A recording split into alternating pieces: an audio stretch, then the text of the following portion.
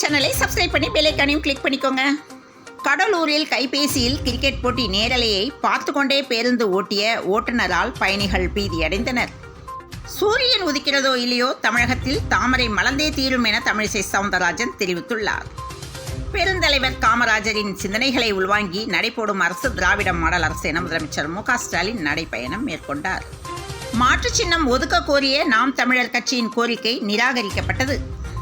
எனக்கு 2 அப்பாக்கள் என நெல்லை முபாரக் பேச்சை கேட்டு திண்டுக்கல் ஸ்ரீனிவாசன் விம்மி அழுதுள்ளார்.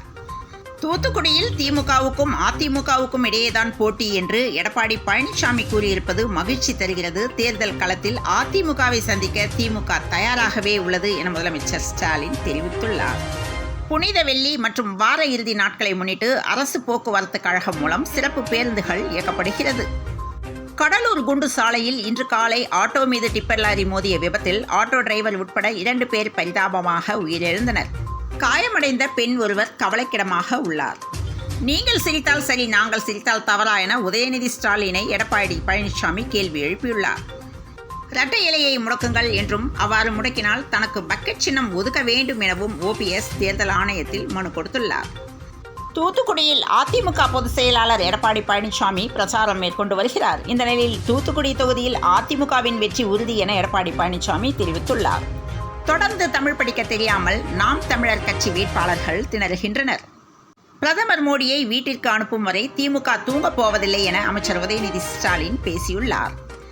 பம்பரம் சின்னம் கேட்டு வைகோ வழக்கு நாளைக்குள் முடிவெடுக்க தேர்தல் ஆணையத்துக்கு ஐகோர்ட் கேடு. மோடிதான் மீண்டும் பிரதமர் என்று மக்கள் முடிவு செய்துவிட்டனர் என அண்ணாமலை பேசியுள்ளார். திருப்பூரில் ரயில் நிலையம் அருகே அமைந்துள்ள தியாகி கொடிகாத்த திருப்பூர் குமரன் நினைவிடத்தில் உள்ள அவரது சிலைக்கு திருநீர் பட்டை பூசியதால் பரபரப்பு ஏற்பட்டது. கரூரில் முழு பொய்கள் அடங்கிய புத்தகத்தை வெளியிட்டு தேர்தல் அறிக்கை என்கின்றனர் என திமுக தேர்தல் அறிக்கை குறித்து அண்ணாமலை தெரிவித்துள்ளார்.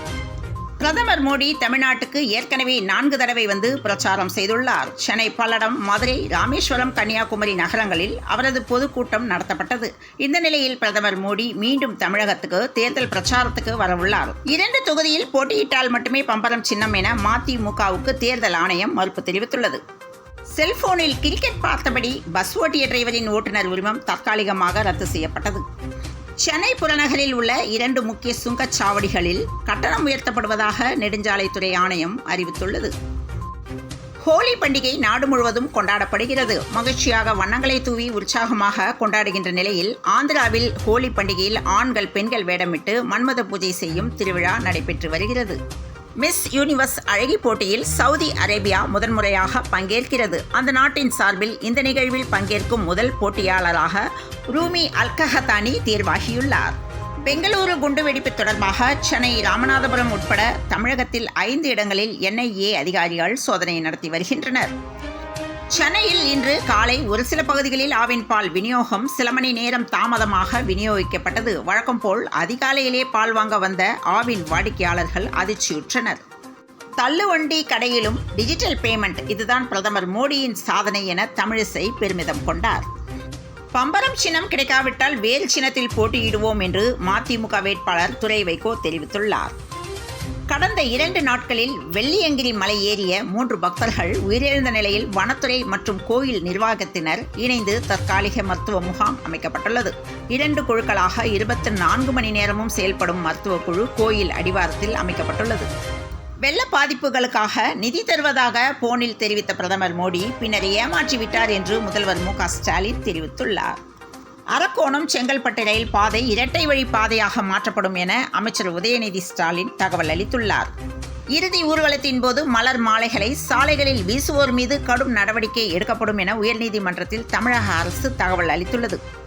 பொது விடுமுறை நாட்களில் வரி செலுத்த ஏற்பாடு செய்யப்பட்டுள்ளதாக சென்னை மாநகராட்சி ஆணையர் ஜே ராதாகிருஷ்ணன் தெரிவித்துள்ளார்.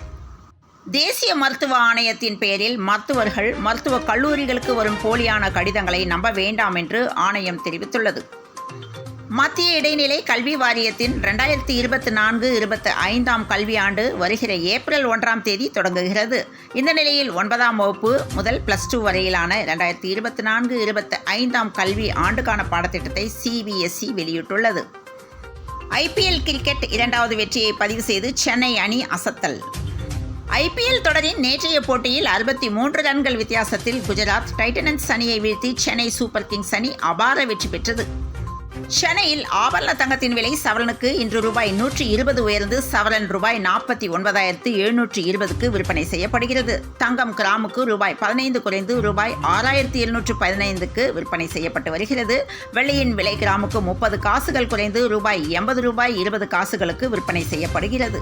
தமிழகத்தில் ஓரிரு இடங்களில் இன்று முதல் வரும் 30ஆம் தேதி வரை 4 நாட்களுக்கு வெப்பநிலை படிப்படியாக அதிகரிக்கும் என்று சென்னை வானிலை ஆய்வு மையம் தகவல் தெரிவித்துள்ளது. தொடர்ந்து இணைந்திருங்கள் பிரபாஸ் கதமம் செய்திகளுடன். மீண்டும் மற்றொரு செய்தியில் சந்திப்போம். வணக்கம்.